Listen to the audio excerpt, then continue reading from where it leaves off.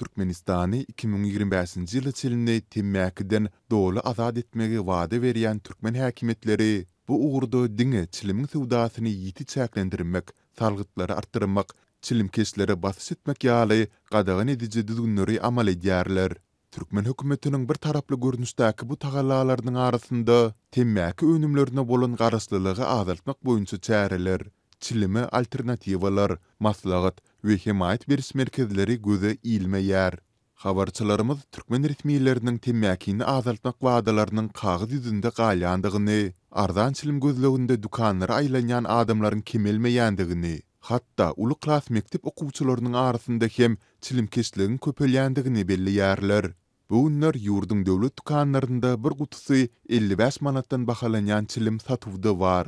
Hususiýetçilerde İrandan we Özbekistandan getirilen has gowy hilli çilimler 60-80 manat aralygynda satylýar. Emma çilim indigini goýup bilmeýän raýatlaryň köpüsi dowam edýän agyr ykdysady krizis sebäpli bu narhlaryň özlerini elleterli däldigini aýdarlar. Meniň aýlygym 1500 manat ykdysady krizis sebäpli gündelik çöregimiz alada bolup duran mahaly her gün çilime ortaça 100 manat harçlap bilmeýärin. Emma bu endigi ýeki başyma hem goýmagy başarmaýarin. Resmiýetlerin seniň çekýän jepaň bilen işleri ýok, olaryň bar bilýäni gadagan etmek.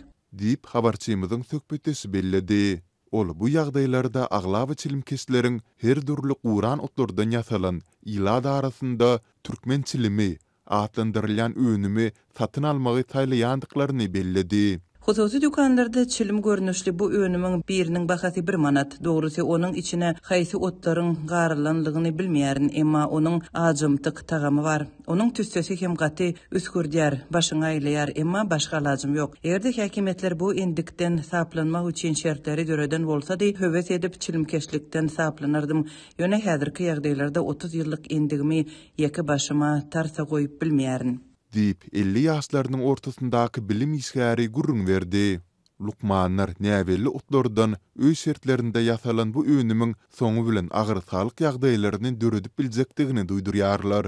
Habarçymyzyň söhbetdeş bolan medisina işgäri türkmen çilimi diýilýäni sebäpli öýkün näsazlygy, sol sanda sara getirme, inçi kesel ýaly nähusluklary ýolugýan adamlaryň köpelýändigini aýtdy. Bu ýataba çilimler hususy dukanlarda, bazarlarda açyk satylýar, arasaçylyk we keselleriň öňüne alyş gullukları hem olaryň düzümini barlajak, seljerjek bolup azara galmaýarlar. Golaýda 2 ýyl çemesi bu önümi çeken bir raýat öýkün boşlugundaky agyrlar sebäpli keselhana ýüz tutdy. Barlygda onuň öýkünde en çeme gara tegmilleriň emele gelenligi anyklandy. Onda sary getirme hem döräp başlapdyr. Lukman hökmünde nämedigi belli bolmadyk bu önümlerden gaça durmagy maslahat berýärin. Munyň juda agyr saglyk netijeleri bolup biler. Diýip anonimlik şertinde gurulasan Lukman belledi.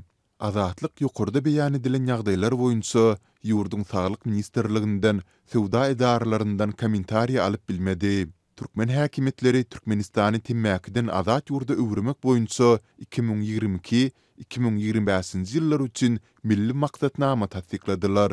Türkmenistanyň 2011-nji ýylda bütün dünýä saglygy goraş guramasynyň temmäka garşy görüşmegiň çarçuwaly konwensiýasyna goşulmagy bilen ýurtda çilim sowdasyna garşy türlü çäklendirmeler girdilip başlandy. 2016-njy ýylyň martynda temmäki önümlerini Türkmenistanyň çägine getirmegiň we sowdasyny amala aşyrmagyň tertibi hakynda karar kabul edildi. Muňa laýyklykda garamagyndaky edara görünüşli taraplaryň üstü bilen çilimiň lomoy we bölük satuw sowdasyny amala aşyrmagy, şeýle-de olaryň resmi bölük satuw bahalaryny kesitlemäge, diňe Türkmenistanyň sowda we daşary ykdysady aragatnaşyklar ministrligine yktyýar berildi. Kararyň kabul edilmeginiň ideýany 2016-njy ýylda döwlet dukanlarynda ortaça 3 manatdan satylan çilimleriň bahasy soňky ýyllaryň dowamında bir näçe isse gymmatlady. Şeýle-de ýurdun döwlet dukanlarynda çilimiň satywy wagtal çäklendirildi. Munyň bilen bir wagtda hususy eýetçilikdäki dukanlaryň köpüsinde çilimiň açaçan sowdasy dowam edýär.